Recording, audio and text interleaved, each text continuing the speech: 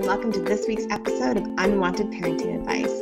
Today I'm going to be talking with the babes from Bebo and we're going to be tackling some of the issues that we've seen working with families from a lot of different diverse backgrounds in the birth world and in the world of maternal and paternal health. It's Pride Month here in Toronto and we are kicking it off, so we are so excited to have you here today, and get ready because here comes some unwanted parenting advice. Hi everyone, today we have some special guests. I'm hanging out with the babes from Bebo and we want to talk a little bit to you about why diversity and paying attention to diversity with families really matters. For those of you who aren't familiar with Bebo they are the raddest online doula training organization, and we have partnered together to tackle this topic because there's been a lot of community requests. So in order to whet your appetite for this program, we wanted to just talk about some of the things we've seen in our businesses. So whether you have a doula business, whether you are a maternal or paternal health care provider, I'm going to guess that you know what we're talking about. So what are some of the things that you three have seen over the years? It's interesting that a lot of the people, when we operated as birth professionals, a lot of the people that we serve, I didn't actually know about the juxtaposition of care until I stepped outside of, middle class, privileged, typically heteronormative, households. And it wasn't until I worked within a marginalized community, whether it was a newcomer or teens, or single parents or low-income families, that's when I realized, I was like, oh, the care is totally different for you. Like the level of care, the level of support in the birth space, the language used, how options, like everything, how it was positioned, it's like shocking to see the juxtaposition of care for marginalized communities. I know Natasha could speak to the same thing for sure.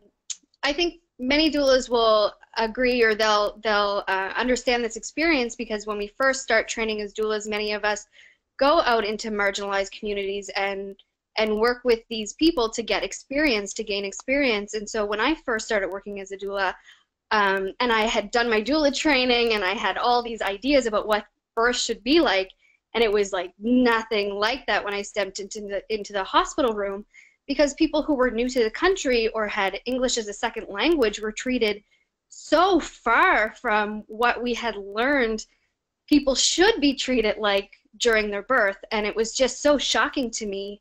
It was really something I had a hard time getting over. And like Bianca said, once you start working with more middle class income and seeing the difference, it's night and day. Mm-hmm. It was interesting the number of spaces too that just like things were said as policy that they're the only times I've ever seen that, like kicking partners out of the room, like just like without an explanation and being like, this is just the policy for that. And I'm like, I've never seen anyone else get kicked out of this space, like that they're not allowed to be present for an ultrasound or present for a vaginal check or like get to hear what the doctor had to say to them. It's so disappointing. And I know, Alana, you worked in the hospital, so you had a little bit different setting around this as well. Yeah, I mean, like, I worked in the like clerical side of things in the emergency room and family medicine for 5 years, and worked closely with OBs, and definitely we saw a wide range and a wide spectrum of patients, and certainly there was like multitude of things that would come up wherein like you weren't always getting the same kind of care across the board, and I know that we can sort of understand how that takes place, but I think also as birth workers and where we're looking to start the dialogue is creating that foundation of information so that we can be more of a support system to families in saying like, these are your rights and this is what you do have access to, and to try and maybe even put a bit of language to that feeling, so at least if there is a negative experience with a client, that you can help them work through that and validate their experience and get the best experience that they deserve when they're having any kind of prenatal appointments or their actual birth, and then going into the postpartum period as well. And I know that we're like, this is now a hot topic in among the round table of essentially like fat shaming in medicine. And that's something that is really important that we surface as well. Absolutely, because what we've noticed and what the Bebo Mia community members have said is that birth work and a lot of parental and maternal health work is done largely by white or white passing middle class women who are heterosexual and often in married relationships. And so a lot of the healthcare system and doula care is really catering to that, and everybody else's experience become marginalized, they become invisible. So we're trying to put a spotlight on that. We're going to be looking at lots of different issues. We're going to be looking at race and ethnicity. We're going to be talking about some of the scandalous stuff that happened in Texas not that long ago. And we promise that it's not just going to be a bunch of white passing people talking about that topic. We're going to be looking at sexual orientation. We're going to be looking at body positivity. We're going to be looking at gender and looking at some of the big things that have happened with NANA around gender inclusive language, creating a space for genderqueer, gender non-binary, or trans birthers. We are going to be looking at class and really digging into some of those hot topics around, is doula care a luxury service or is it a right that every birther should have access to? Looking at fertility, surrogacy, a really broad range of different topics, and coming at it from a cultural humility approach. So going on a journey of understanding your own power and privilege, understanding the ways in which you have dominant social identities and what that means to be working in a working relationship with people who are different than you and who experience discrimination in the healthcare system.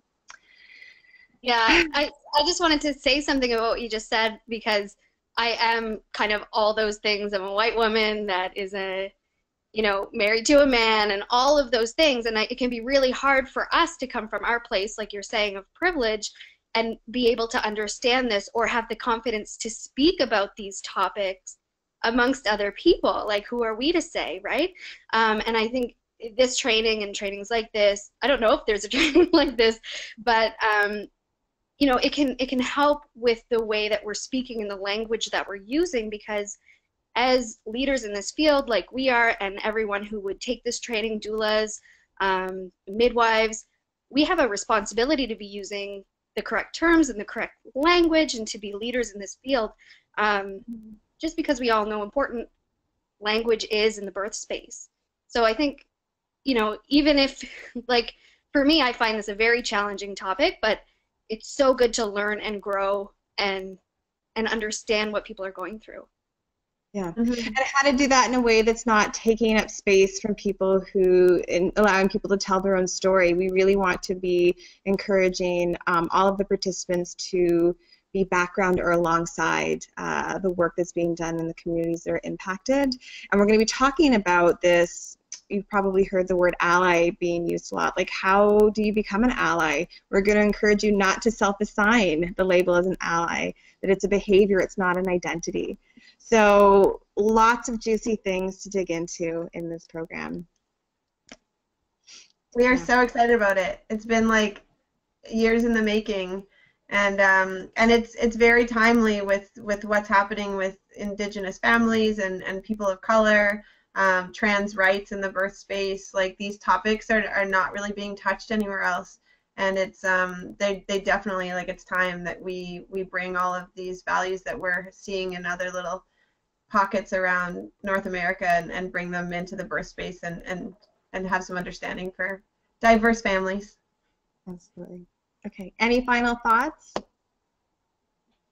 Okay. No. Well, thanks so much for watching, and thanks so much to the Bebo Babes for being here today so we could give you a glimpse into some of the things we've been thinking about from our privileged positions. Until next time, we hope that you stay vigilant against unwanted parenting advice, and there will be a link to the program so you can check it out. You can register. It's very affordable, and they fill up quickly, so grab your spot today. Thanks, everyone. Thanks for having us.